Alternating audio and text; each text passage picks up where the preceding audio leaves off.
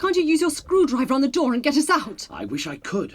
Unfortunately, it's back in the medical bay. So we're stuck here, with no protection from the psychic radiation. No. Thanks very much. Brilliant. Now, you may think that this looks like the Soundhouse Studios in North Acton, but in fact, we're in space. That's right. We're in space. You control this force. Doctor, I can't control it. The brief for this story was to do a story which was set somewhere other than the planet Earth. So I thought, well, that's narrowed it down to space.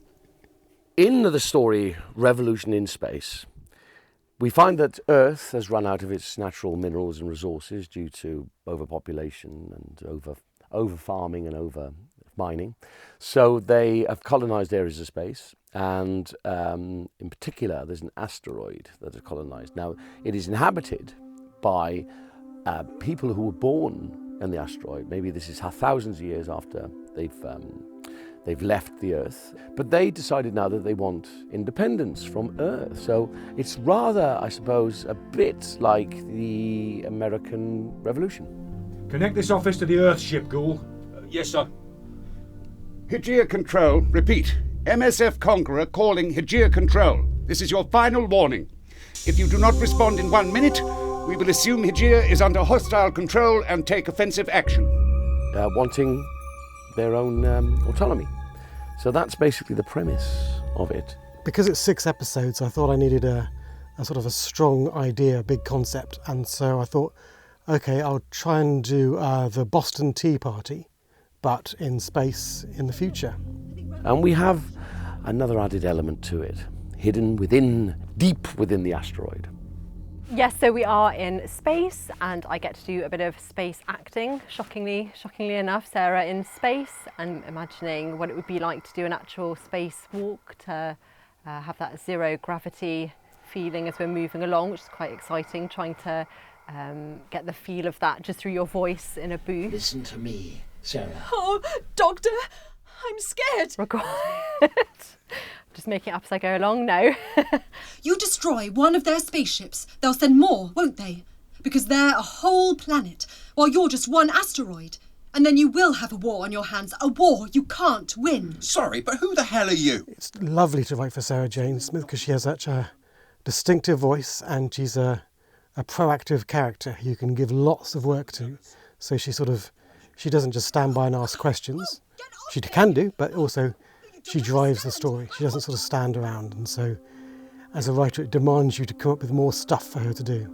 So obviously I do think of her, but not necessarily as her, but as her portrayal of Sarah, because obviously it is integral that her performance comes across. That's what people are looking to hear, the Sarah that they know, and then my interpretation layered across it, like a nice cake, you know. So I obviously think about Mum all the time, really, thinking about how she would do it and how her Sarah would come across in those moments. How are you feeling now, Sarah? My headache hasn't gone, if that's what you're getting at. There's irony for you. Only a few hours left to live and I spend them actually feeling like death. Yes. Reminds me of when I was a young boy, when I went to see the hermit that lived on the mountain behind my house. Oh, Doctor, must you? Sadie's lovely. She's lovely to work with. Oh, as are all three of them are fantastic to work with when they're not obviously bullying me, which they do continually. But yeah, Sadie's great. She's a brilliant actress, and you know, as Sarah Jane, she sounds just like her mum, and she's such fun to be in the studio with. And it's great. The dynamic between the Doctor and Sarah Jane is much more full of banter, and she bites back at him so much more, and I quite enjoy that. She doesn't let her get away with that much. When he's rude to her, I think she's more than his match. What I wanted to ask you was that given that you work with Katie Manning as Jo Grant, Daisy Ashford as Liz Shaw, and Sadie Miller as Sarah Jane Smith, do you ever feel under pressure to express an opinion on who your favourite is?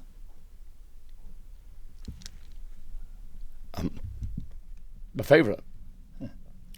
Feeling the pressure? No. I They're all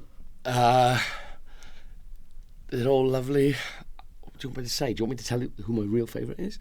No! Let me go over the top of the scene. Yeah. Here we go. Tim is lovely. He is absolute joy to work with. He is like just William, naughty schoolboy, a lovely energy, and I think Tim has a lovely way of making everyone feel really relaxed in the performance, even all the other guest actors. People may be a bit nervous. You get in the booth with Tim and you know that it's going to be a fun time, and I think it really adds to the chemistry of the story. I think Tim and I know each other a bit more now, so I think we have a good chemistry as the Doctor and Sarah, a nice teasing energy, which I think is quite reminiscent of Pertwee and my mum at that time. So here's my confession about the Third Doctor.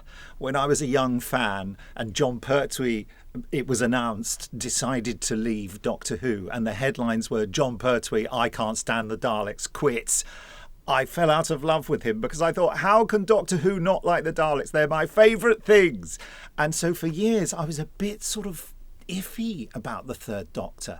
But coming back to it and directing these Third Doctor adventures and having Tim play the Doctor made me go back to watch them all again, and now I watch them all the time. I know that's a really sad confession, but I do. I watch the Third Doctor adventures all the time, and I love what they all did, and Jon Pertwee was brilliant. So it's such a joy to try to bring that era back to life in these adventures and to make them some of the most popular things we do at Big Finish.